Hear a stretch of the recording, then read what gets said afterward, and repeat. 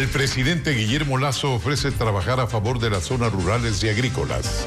Lo dijo al recibir el bastón de mando de las comunidades indígenas. El exministro correísta Walter Solís solicitó asilo político a México, mientras el Tribunal de Ejecución de la condena del caso Sobornos pide que se inicie el trámite para su extradición. Desde el 31 de mayo empezará el plan de vacunación del nuevo gobierno. Hoy se retomó la inmunización de acuerdo a la planificación dejada por el régimen anterior. Mafias narcocriminales están operando en la parroquia Pozorja en Guayaquil. Las autoridades proponen la intervención policial. Las noticias en Televistazo con Alfonso Espinosa de los Monteros.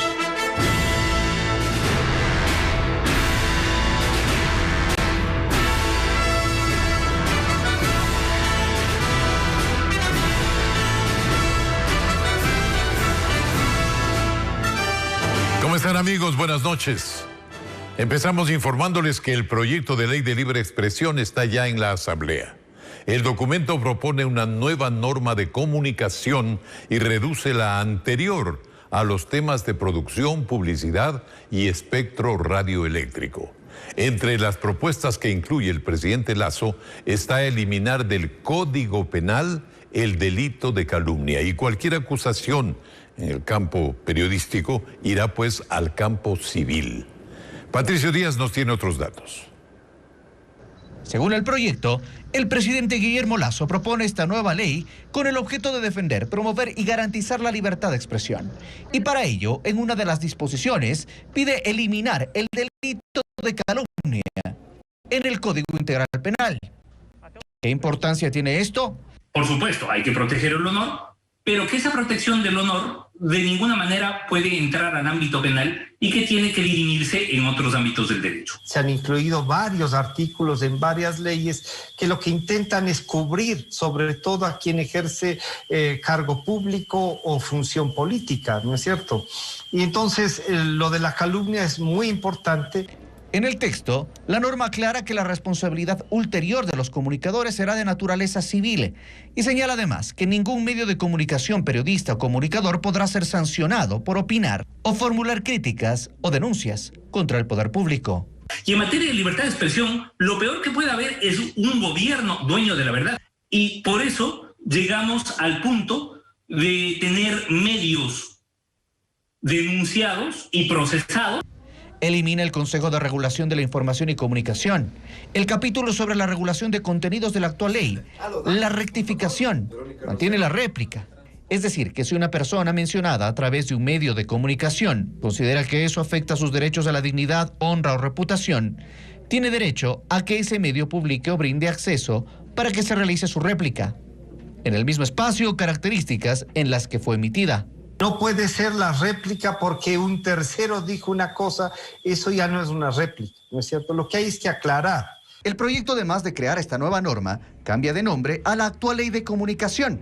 La llama Ley de Publicidad, Producción Nacional y Espectro Radioeléctrico, pues mantiene de ella exclusivamente esos temas. Es decir, genera dos leyes. Pero no cumple, por ejemplo, con esta idea de que lo de cultura vaya a cultura y no esté en la ley de comunicación, lo de telecomunicaciones a telecomunicaciones. El Consejo de Administración Legislativa deberá definir a qué comisión remite la norma para su trámite en 2 debates. La última reforma fue tratada por la Comisión de Derechos Colectivos. Una de las primeras acciones del presidente Guillermo Lasso fue emitir el código de ética al que deben regirse los funcionarios públicos. Este documento contempla normas que podrían sumar en la lucha contra la corrupción. Qué importante. Francisco Garcés resume el documento. Tras firmar los decretos con los que asumió su mandato, Guillermo Lasso puso en vigencia el decreto número 4, documento de 16 páginas con las normas de comportamiento ético gubernamental. Son disposiciones que deben observar los funcionarios públicos y sus familiares. El denominado Código de Ética ratifica la prohibición del nepotismo y, más allá de lo que dice ya la ley, prohíbe que los parientes de los funcionarios sean contratados en cualquier entidad de gobierno. También prohíbe que usen cualquier bien público y limita sus viajes en comitivas oficiales con recursos de gobierno. Si bien muchas de las normas ya están en la ley, la Comisión Anticorrupción ve con buenos ojos el nuevo código. Recordarle al funcionario público cuáles son sus deberes no está mal. Ahora, lo importante será dar seguimiento desde la sociedad civil para ver cómo se está cumpliendo este código de ética. La norma prohíbe a los funcionarios del Ejecutivo reunirse con jueces, asambleístas o cualquier personero de otra función estatal sin agenda oficial. Por eso los pedidos de reuniones se harán por escrito y cada despacho deberá llevar un registro de las reuniones. En el ámbito de contratación, la norma prohíbe firmar cualquier contrato que contenga cláusulas de confidencialidad, con excepción de temas de seguridad. Sin embargo, la Comisión Anticorrupción cree que el problema de contratación no se soluciona con este código. Ese instrumento se choque contra la existencia de mafias existentes en el poder desde hace muchísimos años que pululan en determinados ministerios y en determinadas dependencias. También los funcionarios quedan prohibidos de recibir obsequios o dádivas de cualquier tipo. Y en caso de no poder rechazarlos, si superan los $200 serán entregados al Estado. El código también termina con el secretismo del uso de los aviones presidenciales, ya que obliga a difundir sus rutas, pasajeros y equipaje. Asimismo, norma el uso de vehículos de gobierno y ordena que todos porten placas y la identificación de la institución a la que pertenecen. Permitir que la ciudadanía haga las denuncias sobre conductas inadecuadas, y aquello se puede favorecer si es que en algún momento determinado se establece una ley de protección al denunciante. Con la norma emitida será la Secretaría de la Administración la encargada de su cumplimiento y la difusión de la norma en las entidades del Ejecutivo. Mientras se suscribe y con el mismo texto. Bueno, esta nueva normativa tiene mucho valor y puede ser muy útil para el combate a la corrupción.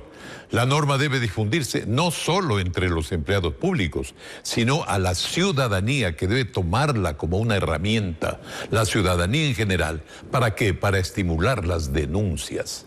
Son los usuarios de distintos servicios públicos los que se encuentran con funcionarios deshonestos cuando van a efectuar cualquier trámite, o contratistas que buscan sacar provecho extra de sus contrataciones con el Estado. Todos sabemos que la corrupción viene de los dos lados y ambos deben ser vigilados y, por supuesto, sancionados si el caso amerita. El poder de denuncia tiene que ser reforzado y el denunciante protegido para que este código no quede en el papel. Y este control puede llegar a ser la piedra angular de la lucha contra la corrupción emprendida por el nuevo gobierno. ¿Por qué? Porque abrirá paso a las acciones de la justicia en los casos en que amerite y haya que poner sanciones. Esperamos ver resultados. El exministro Walter Solís, sentenciado a 8 años de prisión en el caso Sobornos, pidió asilo político a México. Según su abogado, ese gobierno ya emitió un informe favorable y en los próximos días podría concederle la solicitud. Entre tanto, en Ecuador avanza el trámite para su extradición. Nos informa Jacqueline Rodas. En manos del presidente de la Corte Nacional de Justicia, Iván Saquicela, ya está el trámite de extradición del expresidente Rafael Correa, debido a que Interpol confirmó su ubicación en Bélgica. Ahora recibe el pedido del segundo sentenciado del caso Sobornos. Se trata del exministro Walter Solís, quien, al igual que el exmandatario, fue condenado a 8 años de prisión. El tribunal que ejecuta la sentencia ofició a Saquicela que, conforme la información remitida por Interpol, se determina que el ciudadano requerido por la justicia tiene su actual residencia en el país de Estados Unidos de América y que corresponde a este tribunal de ejecución solicitar al señor presidente de la Corte Nacional de Justicia que dictamine la procedencia de la extradición y, de ser el caso, inicie el procedimiento de extradición del ciudadano de nombres Walter Hipólito Solís Valareso. Primero debemos aclarar que el ingeniero Solís es residente, él tiene residencia en Estados Unidos. El Estado ecuatoriano tendrá que justificar si es que cumple con todos los requisitos y presupuestos y existe la colaboración mutua entre estados para que procedan estos procesos de extradición. Sin embargo, Solís se adelantó, solicitó asilo a México y tiene previsto residir en ese país. Según su abogado, un informe previo favorable del gobierno mexicano indica que será concedido. Está tramitándose un asilo político en el país de México. No hemos sido notificados todavía en firme, pero ya existe esta resolución que pues da cuenta de que se aceptará. Además de la sentencia ejecutoriada del caso Sobornos, Walter Solís tiene una segunda condena de primera instancia, también de 8 años de prisión por peculado en el caso Cenagua. Fue apelada y están a la espera de la audiencia. El gobierno de Bolivia retira la postulación del ecuatoriano Patricio Pazmiño para la reelección como juez de la Corte Interamericana de Derechos Humanos. Lo hace luego de recibir críticas. Pazmiño llegó a ese cargo en el 2016, propuesto por el régimen de Rafael Correa. Nos informa Jacqueline Rodas. Pese a la oposición de juristas, activistas y varios sectores de la sociedad, en 2015 el gobierno de Rafael Correa postuló a Patricio Pazmiño para juez de la Corte Interamericana de Derechos Humanos, cargo que desempeña hasta la fecha. Lo consiguió con votos de países como Honduras. Luego se supo que ese apoyo estaba condicionado a que Ecuador devuelva el favor para que la candidata hondureña sea presidenta de la Asamblea General de Naciones Unidas, acuerdo que Lenín Moreno no acogió, postulando a María Fernanda Espinosa. Ahora a Pazmiño le corresponde su reelección, pero Ecuador no presentó su candidatura, lo hizo Bolivia, lo que generó reacciones en ese país, como lo cuenta el constitucionalista Rafael Ollarte. Si tu propio país no te presenta para la reelección, eso ya algo quiere decir, pues, o sea, bueno, o sea, si ni tu patria te quiere ahí. Y claro, los comentarios iban desde, ¿acaso en Bolivia no hay gente que esté capacitada para ser propuesta por Bolivia? Y lo otro es, ¿cuál es el interés de Bolivia en esto? Es decir, tener ahí un juez que entre comillas, sea grato contigo, en los casos de Bolivia, que sí puede juzgar. Finalmente, el gobierno de Bolivia desistió. Envió esta carta para informar oficialmente el retiro de la candidatura del señor Patricio Pazmiño Freire para su reelección como miembro de la Corte Interamericana de Derechos Humanos para el periodo 2022-2027. Ollarte considera que Pazmiño no ha destacado en la Corte Interamericana. A eso se suma su pasado en Ecuador. Francamente, la Corte, motejada como cervecera, sí era una Corte reconocidamente sumisa respecto del poder. Teníamos un sistema de control de constitucionalidad y un sistema de garantías aparente. Eso fue lo que hizo Patricio Pazmiño y compañía. Durante el correísmo, Pazmiño fue presidente de la Corte Constitucional, ampliamente criticada por su anuencia al régimen, dando paso, por ejemplo, a las enmiendas para la reelección indefinida y la ley de comunicación. Se la llamó Corte Cervecera luego de un escándalo de corrupción por denuncias de posible soborno en un caso contra la Cervecería Nacional, con un cheque de por medio girado al hermano del secretario de la Corte, quien ante cuestionamientos de la prensa salió corriendo. Continuamos. 6 asesinatos se han registrado en Guayaquil en menos de 72 horas. La cifra la ratifica como la ciudad más violenta del país. El caso más reciente ocurrió contra un hombre a quien le dispararon mientras sacaba su vehículo del garaje. Diego Cuenca nos muestra cuáles son las zonas con más muertes violentas de la urbe porteña.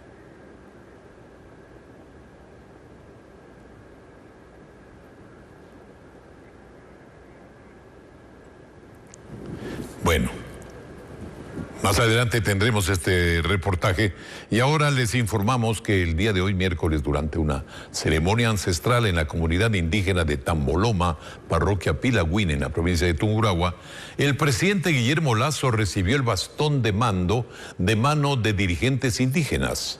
El mandatario ofreció cumplir sus ofertas de campaña para reactivar el agro, otorgar créditos y reforzar los controles en frontera para frenar el contrabando de productos. Paul Romero viajó a esa provincia. En Tamboloma, que significa descanso en la cima, el presidente Guillermo Lasso recibió el bastón de mando, una representación simbólica de las comunidades indígenas para el traspaso del poder.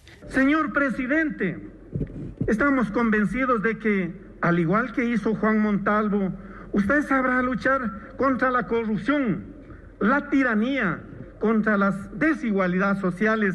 Que lo recibo con humildad, que lo recibo comprometido con todos ustedes para llevar a cabo y hacer realidad los sueños de prosperidad. Al tercer día de mandato, el presidente asistió a esta ceremonia ancestral en la parroquia Pilahuín, Tungurahua, ubicada a 3.600 metros de altura, hasta donde llegaron delegaciones de distintos pueblos y nacionalidades indígenas. El intenso frío y la neblina de este altar andino no limitó su asistencia. Antes de su entrega, el bastón fue purificado y energizado por los taitas y mamas de la comunidad en armonía con la Pachamama. La primera dama, María Lourdes Alcíbar, también recibió una chalina elaborada por las mujeres del pueblo Salasaca, entre otros presentes. Chaimanta, Ñuca, Nini, Mamacuna. Parte de su discurso el presidente lo hizo en quichua, para así sintonizarse con su cultura e identificarse con la población indígena que en el vaivén de la política terminó en alianza con Pachacutic, movimiento con el que disputó voto a voto su paso a la segunda vuelta. Alianza que destrabó la pugna política para designar a las autoridades de la Asamblea. De hecho, su presidenta, Guadalupe Llori, asistió a la ceremonia. Durante la ceremonia, los dirigentes de las diferentes juntas de riego de la provincia de Tungurahua le solicitaron al presidente su apoyo para fomentar la agricultura y la ganadería. A los pies de Carihuaygazo está la represa Chiquicahua, que vamos a ser beneficiadas 20,000 regantes, compañeros. El señor presidente quisiera que autorice este trabajo. Lazo se comprometió a trabajar por los indígenas y cumplir sus ofertas de campaña. Iniciar desde el Banco Nacional de Fomento el programa de crédito agrícola, ganadero, para la pequeña empresa, para la microempresa, de al menos $1.000 millones a 30 años plazo y al 1% de interés. A proteger su producción agrícola. Vamos a reforzar los controles en nuestras fronteras para evitar el contrabando de productos agrícolas que vienen del exterior. En Tungurahua, Lazo ganó con más del 70% de votos, de ellos un gran porcentaje en comunidades indígenas. En Tamboloma no solo hubo buenas energías para el mandatario, también para los visitantes. Y pronto se reglamentará la nueva forma de manejar la central de riesgos. Los nombres de deudores que tienen hasta $1,000 de deuda se eliminarán de las listas de dicha central, como lo dijo el presidente. Se está buscando facilitar el manejo de capitales de pequeñas y microempresas y estimular nuevos emprendimientos en el país. Francisco Garcés tiene las explicaciones del caso. En 60 días deberán estar listos los reglamentos para aplicar el decreto 33, con el cual el presidente Guillermo Lasso ordenó sacar de la central de riesgos a los deudores con obligaciones impagas de hasta $1,000. La ex superintendenta de bancos, Gloria Sabando, asegura que la decisión es un pequeño paso para la reactivación económica. El estar en una central de riesgo pues afecta inclusive pues a las cooperativas y en fin a todo el sistema financiero que pudiera pues solventar o financiar algún emprendimiento. El decreto establece que saldrán de la central de riesgos los deudores del sistema financiero que tengan cuentas impagas de hasta $1,000. También se eliminará de los registros a quienes no hayan cancelado créditos con cooperativas e instituciones del sistema de economía popular y solidaria de hasta $500 y a quienes hayan quedado en mora con almacenes comerciales y sus obligaciones no superen los $100. Pero el decreto aclara que la decisión no supone ni implica, bajo supuesto alguno, la pérdida de los derechos de cobro que le asiste a los legítimos acreedores de dichas obligaciones, de conformidad con las disposiciones legales vigentes. Acá seguramente habrá gente que piensa que esto es una condonación de deuda, que 1.7 millones de ecuatorianos han dejado de deber, y eso no es lo correcto. Y ahora será responsabilidad de cada entidad el otorgamiento de créditos a los beneficiarios de la decisión. El sistema financiero sabe bien o conoce bien a su clientela. No pueden inflarse las carteras vencidas con deudores ya de dudosa reputación. El decreto ejecutivo está en vigencia, pero en la práctica se lo podrá ejecutar en los próximos 2 meses. Tras las últimas muertes violentas en Pozorja, 2 generales y 6 coroneles se reúnen en este puerto y plantearán que la parroquia sea intervenida por las fuerzas de seguridad. 6 unidades especiales ya están investigando los últimos casos de sicariato. Y Melin Ochoa viajó a la población pesquera que está siendo azotada por los narcotraficantes. Durante la tarde de este miércoles en el destacamento policial se reunieron los generales de antinarcóticos, de inteligencia y 6 coroneles. Plantearán a la comandante general que la parroquia de Pozorja sea intervenida para desarticular las mafias narcocriminales que poco a poco se apoderan de este puerto pesquero. Con toda la información que estamos recabando al momento, en Guayaquil diseñar ya estrategias para hacer una intervención acá que es necesaria para frenar este tipo de actos que son cometidos por organizaciones delictivas. Las autoridades llegaron luego de los últimos crímenes, 3 sicariatos en menos de 2 días. Los delincuentes no solo usaron una granada para aniquilar, también asesinaron en la vía pública y durante el día, como la última víctima que recibió 7 disparos en el centro de la población. ¿El sicario es de la zona? No, el sicario es de la ciudad de Guayaquil. ¿Hace qué tiempo habría salido en libertad? Lo que manifestó, dijo que había recién salido de la cárcel. Las autoridades policiales aseguran que son 6 unidades especiales de inteligencia y de lucha contra el crimen organizado las que están investigando estos últimos sicariatos y su relación con el tráfico internacional de drogas. Los hechos violentos empezaron el pasado 5 de mayo cuando intentaron asesinar a alias Popeye en una clínica privada en Guayaquil, pero se confundieron y acribillaron a una mujer con una subametralladora. El tráfico internacional de drogas hacia Centroamérica y Europa motiva los asesinatos. Es una pelea de territorio entre las bandas narcocriminales de los empalmeños que pertenecen a los choneros y la mafia de los Popeyes que son parte de los lobos. ¿Qué se disputan? La contaminación con droga de los buques en alta mar. ¿Contra quiénes ustedes se están enfrentando? Con el crimen organizado. Eso es básicamente todo esto, es el crimen organizado que quieren apoderarse de los territorios. Por los últimos crímenes en Pozorja, la policía realizó operativos decomisando un arma con silenciador, una subametralladora, un revólver, una escopeta y decenas de municiones que supuestamente iban a ser utilizadas en un enfrentamiento con los uniformados. 6 personas fueron capturadas, incluyendo un menor de edad, investigado también por sicariato. Un ecuatoriano murió tras recibir un disparo de un militar peruano en Aguas Verdes, punto fronterizo entre países. Investigan el caso y el uniformado peruano permanece detenido en el país vecino. César Velastegui amplía. Los habitantes del asentamiento humano Tomás Arízola en Aguas Verdes, Perú, vivieron momentos de tensión la noche del martes durante un incidente entre un ecuatoriano y una patrulla militar peruana. Renzo Aguilar Correa, de 21 años, vivía en Huaquillas, cruzó la línea fronteriza e ingresó a Perú por un paso clandestino para dejar alimentos a la familia de su novia en Aguas Verdes. Según versiones de testigos, cuando el joven intentó regresar a Ecuador fue impedido por una patrulla militar.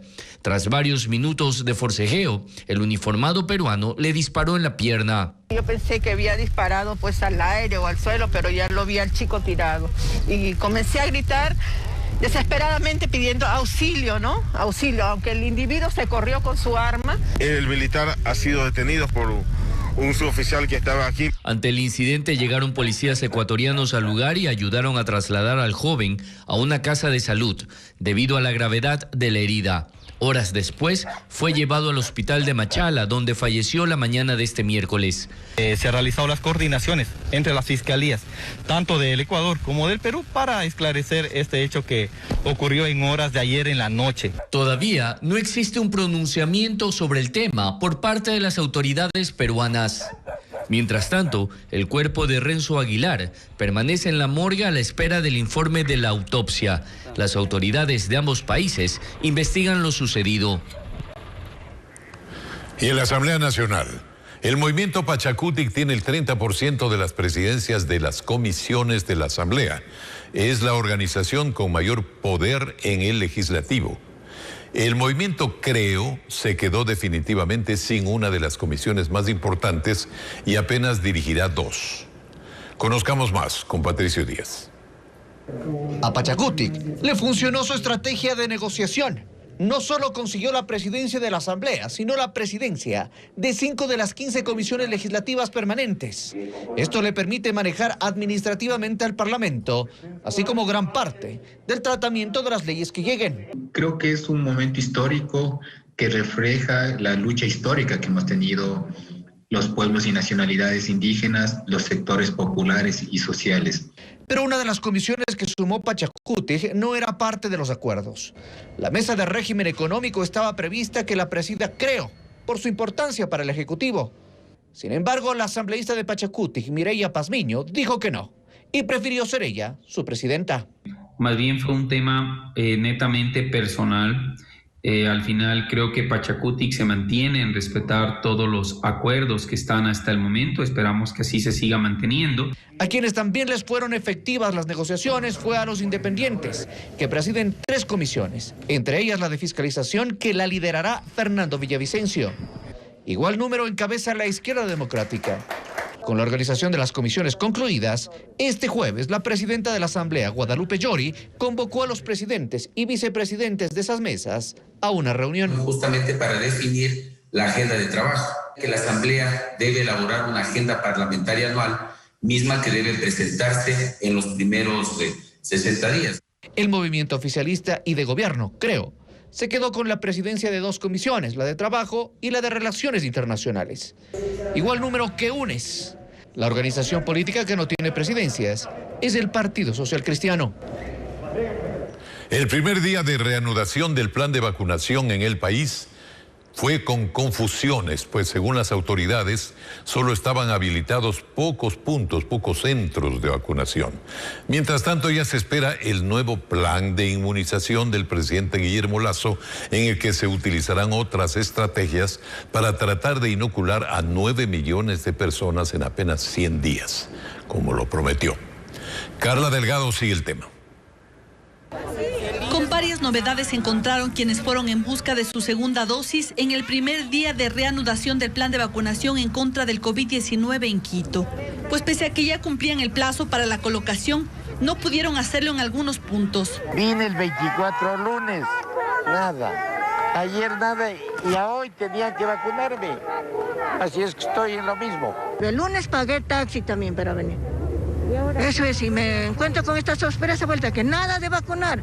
Las autoridades explicaron que los problemas ocurrieron porque solo se activaron determinados puntos de inmunización. Pero esto cambiará a partir de este jueves. El día de hoy, 26 de mayo, hemos iniciado con 2 puntos de vacunación. El Hospital del Adulto Mayor con 1.200 dosis y el Coliseo de Yaruquí. Pero a partir del 27 se abre masivamente 7 puntos de vacunación para que se cierren los esquemas de las segundas dosis, tanto de Pfizer como Sinovac. Mientras que en Guayaquil se evidenciaron largas filas. Desde las 4 de la mañana estoy aquí buscando la segunda dosis de la vacuna. No salen a decir nada, que nos van a atender o no nos van a atender, y hay mucha gente, demasiada gente. Lo que queda son los rezagos del anterior plan de vacunación, pues las nuevas estrategias de inmunización del gobierno de Guillermo Lasso empezarán desde el 31 de mayo. El actual gobierno pretende vacunar a 9 millones de personas en 100 días, por lo cual se establecerán otras tácticas. La ministra de Salud explicó que se vacunará en recintos electorales, también mediante campañas masivas que se coordinarán con sectores estratégicos y además a través de brigadas que irán hasta los domicilios. Otras noticias, 6 asesinatos se han registrado en Guayaquil en menos de 72 horas. La cifra ratifica a esta como la ciudad más violenta del país. El caso más reciente ocurrió contra un hombre a quien le dispararon mientras sacaba su vehículo del garaje. Diego Cuenca nos muestra cuáles son las zonas con más muertes violentas de la urbe porteña. Desde el pasado 13 de mayo se empezaron a sumar 500 nuevos policías para Guayaquil, Durán y San Borondón. Pero a pesar de eso, las muertes violentas siguen registrándose. En esas localidades de enero a mayo se registran 215 asesinatos. Guayaquil es una de las ciudades conflictivas y la que registra más sicariatos. Las zonas más violentas son el sur, donde han matado a 47 personas. En Pascuales, 24 asesinados. En Esteros, 22 muertos. El crimen más reciente ocurrió este miércoles en la cooperativa San Francisco II, en el noroeste de Guayaquil. Un hombre de 33 años que trabajaba en una ferretería fue asesinado cuando sacaba su vehículo del garaje. 2 sujetos llegaron caminando y le dispararon varias veces. Luego escaparon a pie. Se trataba de un señor afrodescendiente que ya no tenía signos vitales. Tiene una verificación en nuestro sistema informático de posesión de armas en el 2002. Alejandro Muñoz es el jefe del distrito Pascuales. Dice que hubo 9 impactos en el vehículo.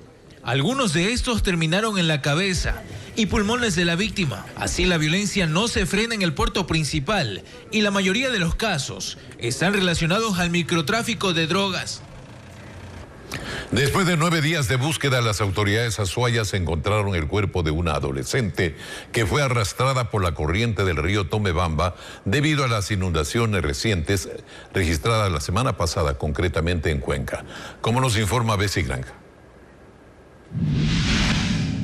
El hallazgo se produjo en el embalse Mazar, ubicado en el sector Sacre del cantón Huachapala, en la provincia de La Azuay.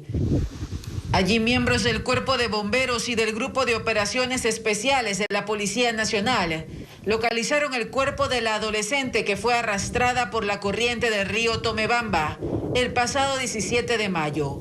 Esto luego de las inundaciones registradas a causa de las lluvias y que afectaron varias zonas de esa ciudad. Fuimos alertados de la presencia de un cuerpo, en donde precisamente una vez que nuestro equipo de Grupo de Operaciones Especiales verificó las características, vestimenta de la persona, del cuerpo, y efectivamente se trataría de la adolescente de sexo femenino de 14 años. La joven, identificada como Alexandra Caranqui Minagua, lavaba unas cobijas en la orilla del río. Fue llevada por la corriente cuando cayó mientras llenaba un balde de agua. Según familiares, la adolescente de 13 años se trasladó en el 2020 desde Riobamba hacia Cuenca para vivir en esa ciudad. Es la segunda de 3 hermanos. Nos pasó eso, justamente cuando no estábamos todos los varones, como estaban solo las mujeres, como la mamita estaba media enferma, nunca le han dejado a ella más que todo. Por eso le pasó esto. Ahora el único consuelo que les queda es sepultar los restos de Alexandra, quien este miércoles cumpliría 14 años. El cuerpo será trasladado hasta su ciudad natal. 850 kilos de cocaína fueron encontrados en una bodega de un parque industrial ubicado en el noroeste de Guayaquil. Como nos explica Bessie Granja, las autoridades señalan que las organizaciones narcodelictivas utilizan estos lugares e incluso viviendas en urbanizaciones privadas para ocultar la droga con seguridad.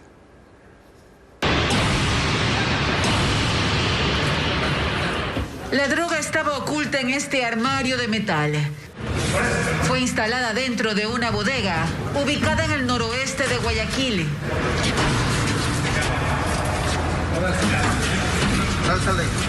Allí encontraron 850 bloques de cocaína. Estaban almacenados y listos para su transportación hacia el mercado internacional. Los narcos envolvieron una parte del cargamento con papel carbón para evadir los controles. Esto con la finalidad de evitar que el momento que pase por un escáner sea detectada, ya que se presume iba a ser ubicada en algún contenedor contaminándolo. Según las investigaciones, la droga ingresó por vía terrestre desde Colombia hacia Guayaquil. Su destino final era Europa, a través de vía marítima. En el mercado internacional, el cargamento está valorado en $55 millones. Las autoridades señalan que es una tendencia de las organizaciones narcodelictivas alquilar bodegas, viviendas en urbanizaciones cerradas y otros lugares que presten las condiciones de seguridad para ocultar los cargamentos. Esta bodega está solamente, como ustedes pueden constatar, al fondo con el armario en el cual estaban guardados los paquetes de droga. Entendemos que la organización lo alquiló para este fin.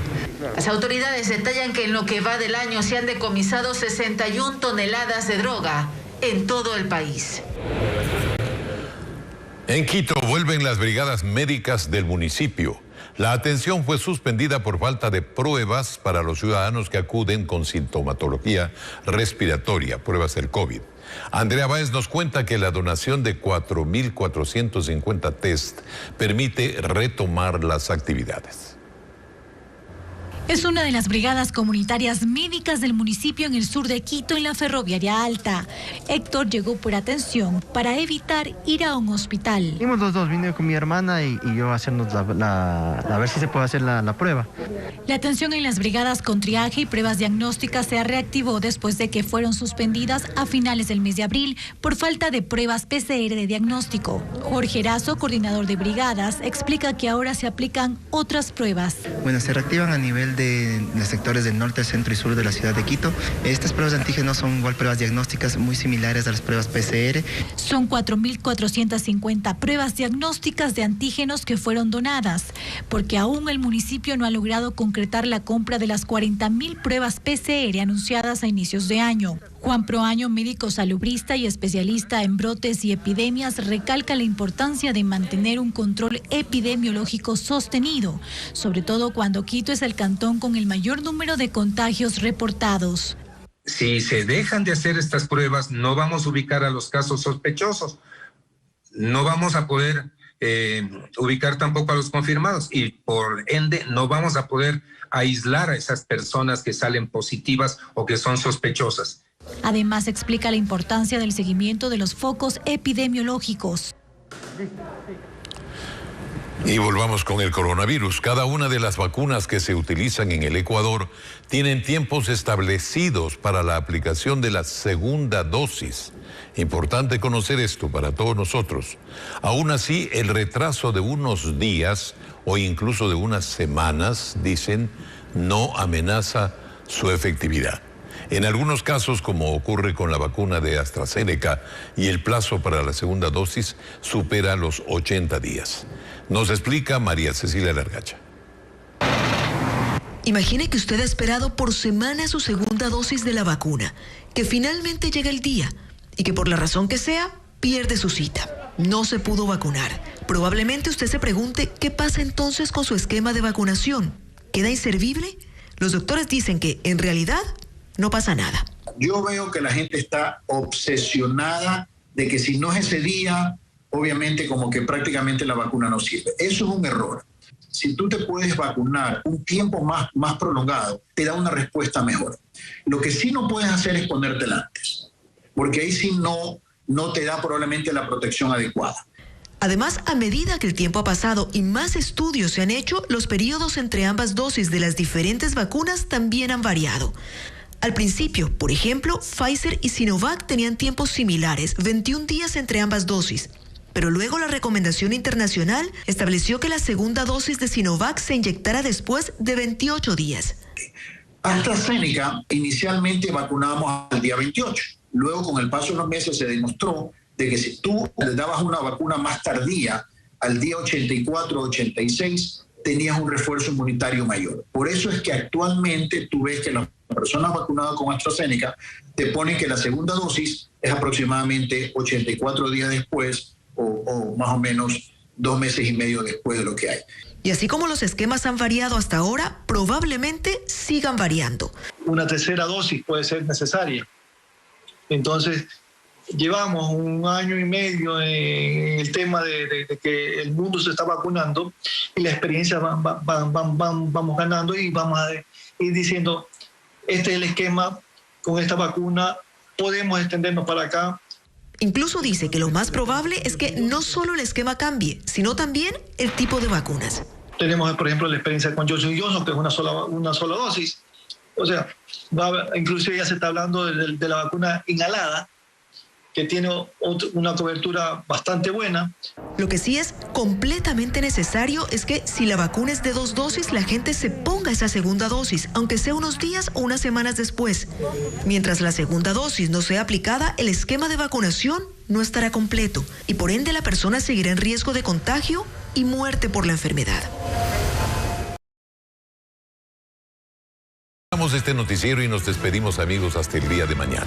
Por cierto, 5:55 empiezan las noticias, muy temprano, aquí en Ecuavisa. Buenas noches.